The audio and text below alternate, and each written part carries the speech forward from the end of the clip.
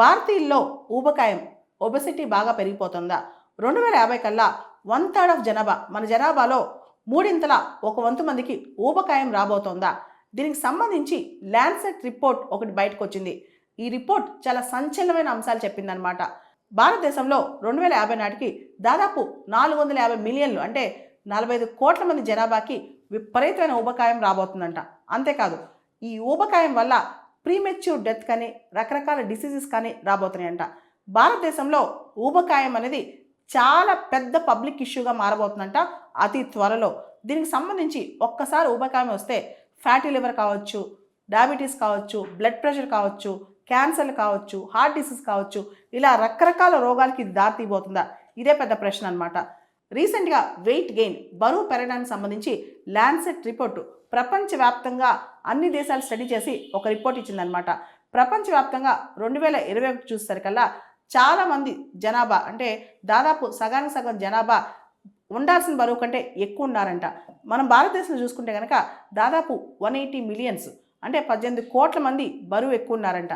చైనాలో 402 మిలియన్స్, అమెరికాలో 172 మిలియన్స్, బ్రెజిల్లో 88 మిలియన్స్, రష్యాలో 71 మిలియన్, మెక్సికోలో 58 మిలియన్, ఇండోనేషియాలో 52 మిలియన్, ఈజిప్ట్లో 41 మిలియన్. ఇలా ప్రపంచవ్యాప్తంగా India, China, America, Brazil, Russia, Mexico, Indonesia, Egypt ఇలాంటి దేశాల్లో ఎక్కువ మంది బాగా ఊబకాయం ఉన్నవాళ్ళు ఉన్నారంట.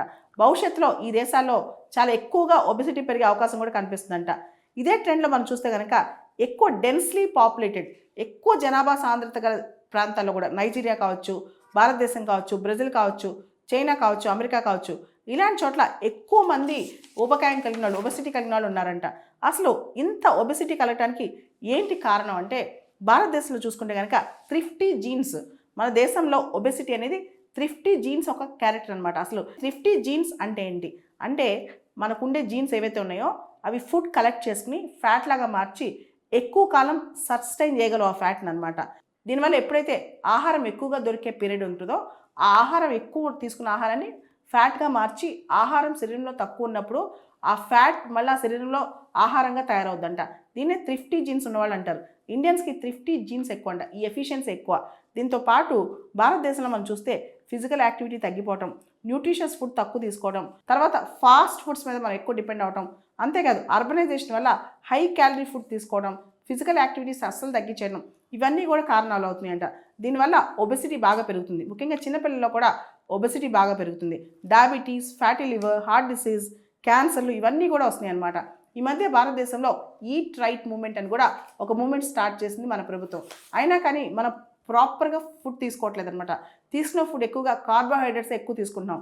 దీనివల్ల మనం ఊబకాయంతో ఒబెసిటీతో సఫర్ అవబోతున్నాం అనమాట. ఇంకా ఎక్కువగా ఒబెసిటీ పెరగబోతుంది. కాబట్టి ల్యాన్సెట్ రిపోర్ట్ ప్రకారం ఇమీడియట్గా పాలసీ ఇంటర్వెన్షన్స్ చాలా అవసరం. ల్యాన్సెట్ రిపోర్ట్ ప్రకారం ప్రపంచవ్యాప్తంగా 3.8 billion adult population, 746 million child and adolescent population, వీళ్ళందరూ కూడా ఓవర్ వెయిట్ ఒబెసిటీతో సఫర్ అవుతున్నారు. కాబట్టి వీళ్ళందరి జీవితాల్లో కొన్ని పాలసీ ఇంటర్వెన్షన్స్, ప్రోగ్రామ్స్, స్కీమ్స్ ద్వారా మార్పు తేవాల్సిన అవసరం ఉంది. ఇక్కడ మనం గమనించాల్సింది ఏంటంటే ఓవర్ వెయిట్కి ఒబెసిటీకి తేడా ఏంటి? మన బాడీ మాస్ ఇండెక్స్ ఏదైతే greater than or equal to 25 ఉందో దాన్ని ఓవర్ వెయిట్ అంటాం. అదే మన body mass index greater than or equal to 30 ఉందనుకోండి, దాన్ని ఒబెసిటీ అంటాం అనమాట. ఇదే వరల్డ్ హెల్త్ ఆర్గనైజేషన్ వాళ్ళు ఇచ్చిన డెఫినేషన్ అనమాట. ఇక్కడ మనం బాడీ మాస్ ఇండెక్స్ అనేది 18.5 కన్నా తక్కువ ఉంటే దాన్ని అండర్ వెయిట్ అంటాం. బాడీ మాస్ ఇండెక్స్ అనేది 25 to 29 మధ్య ఉంటే ఓవర్ వెయిట్ అంటాం. బాడీ మాస్ ఇండెక్స్ అనేది 40 అండ్ అబవ్ ఉంటే మార్బిడ్లీ ఒబేస్ అంటాం అనమాట. సాధారణంగా మన ఎత్తు, బరువు, హైట్, వెయిట్ ఆధారంగా మనిషి యొక్క బాడీ మాస్ ఇండెక్స్ అనేది తయారు చేస్తారు.